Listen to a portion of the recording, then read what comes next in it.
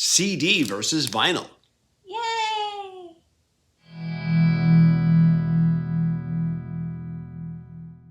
Hey everybody, this is TJR. If this is your first time here, welcome to the channel. If not, welcome back. And it's time for another edition of CD versus vinyl. And joining me in the peanut gallery is Superfan. Yay! And of course, our little green guy here. And today, this edition is going to be a little bit different than what we normally do. A little bit of information first. Mofi, of course, is going to be releasing the entire David Lee Roth era Van Halen catalog. And they're going to do their one-step LPs and simultaneously one of their SACD releases for each album. Now, these one-step albums, I'm sure they sound fantastic, but they're just way out of my price range. I mean, they're like about 125 bucks or so, roughly. If you can afford that, great, more power to you. But that's just too expensive for me. I just can't go there. So I wondered, do I want to pick up the CD releases, the gold SACD releases? I wondered how they're going to sound. Will I could potentially enjoy them more than my LP versions. I have older CDs, of course. I have a couple Van Halen albums on LP. I have 1984, the recent re-release on LP. I have an original 70s, A Fair Warning.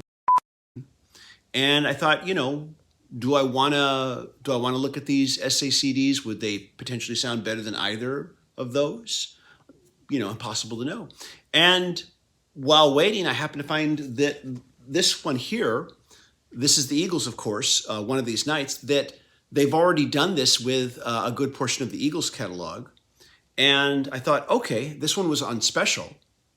And I thought I could pick this up because I did recently find a used vintage copy of the same album, One of These Nights by the Eagles. And I know they're supposed to be called Eagles, but I feel weird calling them Eagles. I want to call them the Eagles.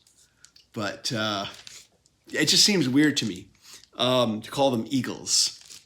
I only recently found this out that I've been saying their name wrong all this time, but I think a lot of people do call them the Eagles. But I found this vintage 70s copy, which I thought sounded, really great. Like a lot of these vintage albums that I buy, these are not always in the best of condition, and you can certainly see when we look at this here, there's definitely some wear and tear on this here. I think it's safe to say that anything that has been around for 50 years, yeah, it's going to be showing some wear and tear. Oh yeah, definitely. Unless you're willing to shell out some huge prices. And like I said, this was, like I said, not too terribly expensive. I think I spent like 11 or 12 bucks on it. But the album has some snap and crackle on it. When you first put the needle down, maybe in between some of the tracks, you'll hear a little bit of snap and crackle. That's fine. But that tends to just dissipate and go away once the music starts. That's largely because the music is covering it up. And you don't really hear it. It doesn't take away from my enjoyment of the album when I listen to it. People's opinions on that may differ. Yeah, people's opinions on that differ. Some don't want to hear any snap and crackle anywhere. I'm okay with some snap and crackle in between the tracks when you first set the needle down. I'm okay with maybe, an occasional click here and there when you're hearing a song, as long as it's not a lot, as long as it's not constant. They're just, everybody has their levels of acceptance on that. As long as it doesn't take away from your enjoyment of the music. Yeah, no, and like I said, by and large, no, there is no real exceptional amount of snap and crackle during the songs. Nothing really. No large pops, no skips. So I'm happy, just a little bit of snap and crackle between the tracks here and there. I'll just really quickly show you this. Here's the inner sleeve. Here we go. There's the other side. Yeah. This is the problem with teenagers these days. You can't tell the boys from the girls.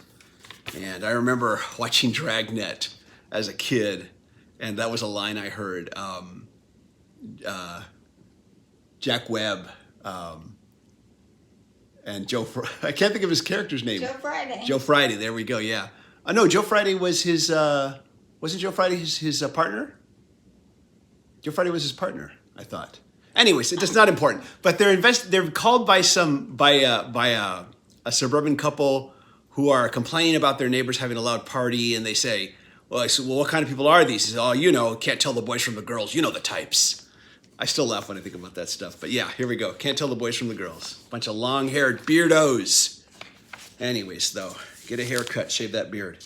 But so yeah, let's take a look real quick here at the CD package here. This is, of course, Mofi's, and they put this in a gatefold. The interior of the gatefold replicates the sleeve that we just showed you, and you pull it out. You've got this little insert here. They all come with these little inserts here, where they basically talk about their history and their quality, and they tell you what else you can purchase from them. And this is a trend that goes way back to the early days of records.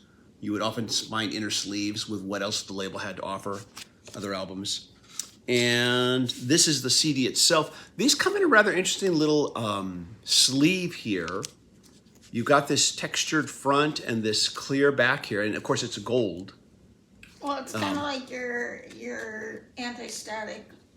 I guess, yeah. I don't know if CDs are really, attractors for static electricity in the way that LPs are. Because most CDs don't come with any kind of sleeve. But yeah, these are, you can see it's gold. There we go. And let's just put this away real quick. So I was comparing these, listening to them back and forth. And of course, as always, the main flaw, of course, with the LP is the fact that it is as old as it is. And so, yeah, there's some snap and crackle at the beginning. There's some snap and crackle between tracks. And I have learned, when I do these comparisons, to screen that out. Just listen to the audio. Listen to the clarity. Listen to how alive it sounds. Listen to how well the performance is captured. And do the same thing when I'm listening to the CD. The CD, of course, I don't have that obstacle of maybe a little bit of snap and crackle here and there. I don't have that obstacle in the way because that's one of the advantages of CDs. By and large, I will occasionally have a CD that develops a skip. It's happened, but it's very rare. If you take good care of a record, you're not going to have skips either, so long as it didn't have it when you started with it.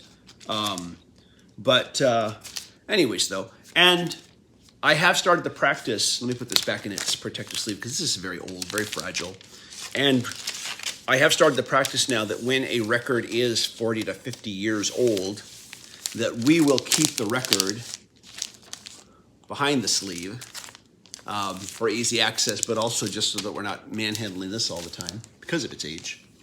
Well, your others will be eventually that old, so you should probably put it on everything.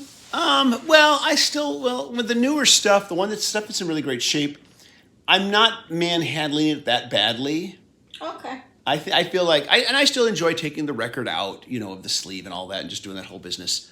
I still like doing that. I feel like the record maybe gets a little bit more protection that way. I know that most record collectors do this with everything they have.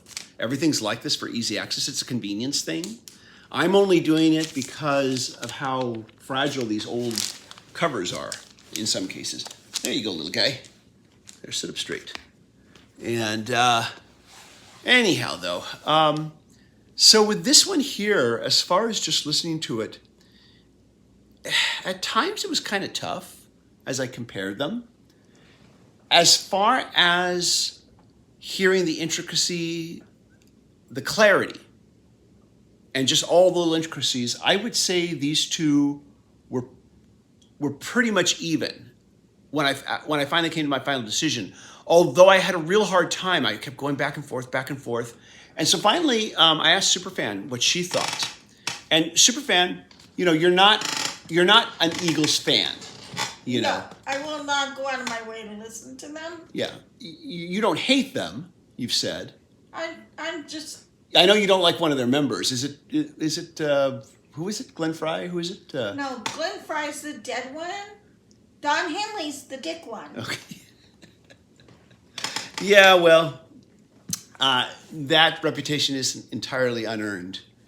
I've certainly had my run-ins. I don't want to say with the Eagles. I don't know if it's really their fault, but I did this video essay where I deconstructed the song, which is off this album, by the way, Lion Eyes, and I deconstructed it, took it apart, talked about it in great detail. It's been a very popular video on this channel. If you haven't seen it, I'd recommend it that you would check it out. I'll leave you a link. But that video actually got pulled down by the Eagles Publishing Company. So I want to stress it's the Eagles Publishing Company. I know a lot of people had trouble with putting up anything related to the Eagles on the internet, that they take things down. They have whatever it is, whoever's running their business is extremely aggressive in regards to copyright protection. And the thing is there wasn't a single note of music from the track on my video. It was me just talking about it. Well, I fully expect that you're going to have the same problem with this one. We'll see. I'm curious to see what happens to see if they've... Well, we'll see, because, I mean, I did get the video reinstated back up again. Instead of going through YouTube's normal procedure, their automated procedure, which at the time I thought would be ineffective because I figured they'll just automatically keep contesting it, you know.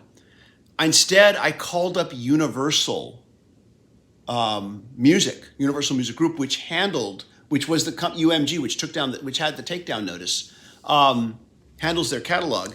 And I spoke to their publishing department, and I talked to someone about the video, and I said, hey, this video has none of the song on it. And it was about a month, and I was very nice to this individual. I called him back about maybe once a week, and he would have conversations with me. He was very polite to me. I never got nasty with him. He never got nasty with me. He understood where I was coming from. And after about a month, he gave me a call and said, hey, they put your video, they took away the copyright claim on the video. And so the video's back up again. So I was thrilled. So I took care of it that way. Nowadays, YouTube's copyright service, I'm testing it again. There was a recent episode of Music Is Still Good. Actually, no, wait, it wasn't that one. I'm sorry, I'm mistaken here. It was my video where I covered the Kinks song, Celluloid Heroes. I did a cover of that song on this channel here. I'll leave you a link for that too. Where I got a copyright notice. They didn't block my video. They just simply said that I could share monetization, which is fine because they do own the song. But what the thing is there was another artist besides the company that handles the Kinks. There was another artist who did a cover in a foreign language of the same song, saying that I am violating their copyright. They're performing a cover, and they're saying I'm violating their copyright. The Kinks, their company has every right to say, hey, that's our song. And they were very generous. It was very generous that instead of taking it down, they didn't take it down. They said I could share monetization as a cover song, which is incredibly generous on their part. That is very cool. That is very cool, yeah. But this other artist from a foreign, I'm not going to say, I forget what country it is and what language it is, but they did a foreign language version of the song, and their people, company, whatever, because sometimes the artist isn't directly responsible. It's whoever's running their business that does this. Put a copyright claim on me saying that I was violating their copyright. So I contested it, that one.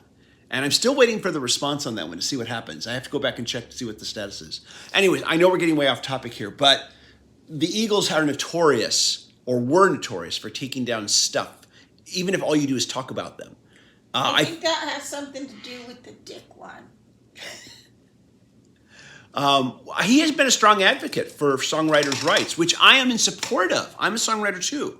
I understand where that's coming from, but I think there is a line to be drawn in certain places.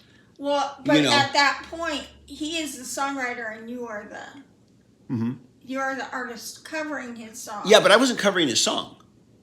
I did have a video actually did get taken down on an old channel, and I got a copyright strike for it, which is really bad. you can really get into trouble with a copyright strike. Because I covered an Eagles song, and this is back in the bad old days of YouTube. We're going to a lot of history here. But the video I did that's on this channel was a dissection, an examination and analysis of the song, and they had it completely blocked. You couldn't even see it. Just that's it, period. They just completely blocked it. Not even like, we'll let you keep this video up, but we get the monetization off of it, which I would still contest because it's not, I'm just talking about their song. So yeah, I see where he gets this reputation. He's they're a little too crazy about copyright protection to a point where they take it to extremes.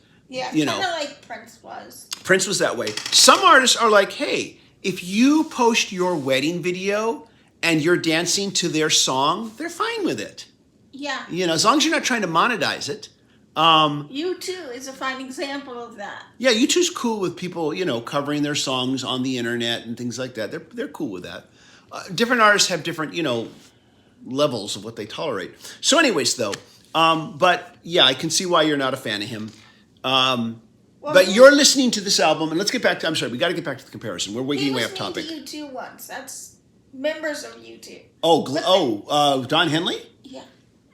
He was mean? What do you mean mean to members of U2? There is a story, and we're continuing into the weeds. Okay.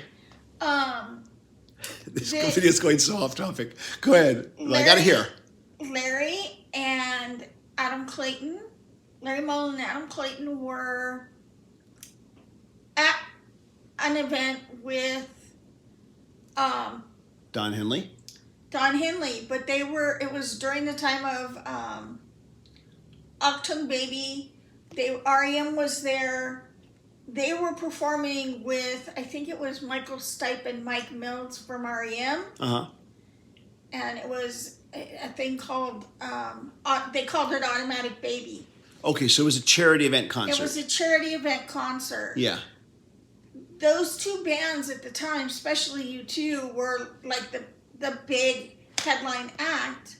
Yeah. And Don Henley was performing there as well. As a solo artist, not with because the Eagles at that point were kaput, I think. Yeah. Yeah. Yeah. And so Hell hadn't frozen over yet. Okay. And anyway, he would not let them play the headline spot. He insisted that it had to be him. And I guess was kind of rude about it, but this is just hearsay and rude. It's a story I heard. Okay. But that's part of the reason that I don't like him, and I've heard other stories as well. I've heard certainly stories too. And yeah, and of course a lot of these stories are heard secondhand. You always have to take that into account. But after so many stories, you kind of start to wonder. There's got to be something behind it. Yeah, sometimes, yeah. Anyways, though, but we don't know these people. That's just our opinion, too. Okay, that was your opinion. But I always say we don't know these people when it comes to this stuff. But anyways, though, and at the end of the day, I try not to think too much about it. I just try to focus on the music. So, but you're more objective listening to this. Yeah, and I could care less one way or the other. Yeah. So, I was listening to it at a really loud volume and comparing it. And I was like, clarity-wise, these sound very similar. Once I ignore that little bit of snap and pop between the tracks, I'm kind of like thinking these are very close to each other. And then I played them at a lower volume. And then I started to hear a little bit of a difference between the two. I heard more of the difference at a lower volume than at a higher volume. And you put it really well. You said that the CD, not that it sounded compressed. No. But you said it sounded contained. And maybe a little more sterile. Uh-huh. As opposed to the vinyl. And I thought contained is the word. The performance felt a little bit more contained, whereas the LP sounded... open. There you go. That was the word you used, open. And a little bit more lifelike. Now, with that said, I'm going to tell you right now, this does sound excellent. Because I kept listening thinking, this is a hard one. This is really hard. And I tend to do these at a loud volume because I really want to hear everything just bursting out. I really want to hear, the thunder of the drums. You want it to be in your face. I really, when I'm comparing them back and forth. And I will, as always, I try to get the volumes, because the volumes might be different when you first play them. So I try to get them as matched as close as possible so I'm not fooled by a louder volume. And just listening to how well it covers the intricacies of the performance, the clarity, and clarity-wise, I would still say on clarity, these two are real even. But as Superfan said, once I lowered the volume a little bit, I began to realize she's right. This is more open. This is a bit more contained. And think of it like the band is kind of like more boxed in, whereas on that would be the CD boards on the album. They're not boxed in, and there is a definite difference. And I even, after she said that, and I started to keep doing some more comparisons, I shoot A/B back and forth with the remote. I've got them both playing. Sometimes one is just like maybe 5 to 10 seconds ahead of the other. So that if I hear a passage on one, I flip back and I hear the same passage on the other. And I can do a direct comparison, boom, boom, like that, between the CD player and the turntable. And so as I'm doing that, I began to hear it more and more at the lower volume than at the louder volume. Yeah, I'm definitely hearing this difference between the two. It would not be noticeable if all you did was play this. But once you do the comparison, the difference becomes obvious. But with that said, I want to say this CD sounds really, really good. It's a really good sounding CD. But I would say that based on this experiment here, this is the first time I've ever done an experiment with a Mofi SACD, stands for Super Audio CD, I believe, and a vintage copy of the same album. It's the first time I've done one of these. But based on that, I would say that when it comes to the Van Halen catalog, the 70s catalog, the David Lee Roth years, I am probably just going to keep trying to get the vintage copies on LP, which is going to be hard because they're sought after. They're expensive. But I'm going to keep trying for that. Well, and what you can do is by the time they come out, because they're coming out in what, a year? No, they're coming out fairly soon. It's been a little while since I've checked. In fact, they may already be out for all I know, but I think they're still coming up soon. I think I checked it about a month ago or so, and they were still yet to come out. They might be coming out next month in April, maybe this month. I'll have to check again. Sorry, I haven't had a chance to do that research. But last time I checked, around the time that I picked this up, they hadn't come out yet. Well, then whichever you find first. If you find a great vintage copy, then stick with that. Well, the thing is these things can sell out. Yeah. These Mofi releases can sell out because. Well, then pick up the ones that you don't have on a good vintage copy. And use those until I find the LP that I really like, and then I can always sell those if I like. Exactly. There you go. That's why I keep you around, because you think of these things. I'm smart. What does Woman, that say? that's why I keep you around here. Anyways, though. What does that say about you? I'm not even going to venture to guess. I'll let the audience figure that one out. Anyways, though. No, I do appreciate your thoughts on this one. And so there you go. So this wins out because of that openness, because it's not as contained as this. And, like I said, once we went and did the low volume and you said it, I even turned up the CD a little more, to see if I still felt the same way, and I felt exactly the same way. So I actually turned this up a little louder than this and said, okay, now it's even more obvious. So anyways, though, that's the comparison. That's another edition of CD versus vinyl. Let me know if you've ever done a Mofi Super SACD against a vintage vinyl copy of any album. Let me know what your results were, what you thought. Let us all know. And it could come down to the person mixing it on the day. it was that minute. Yeah, it can come down to a lot of things. It could be, you know, And it on could be another that comparison.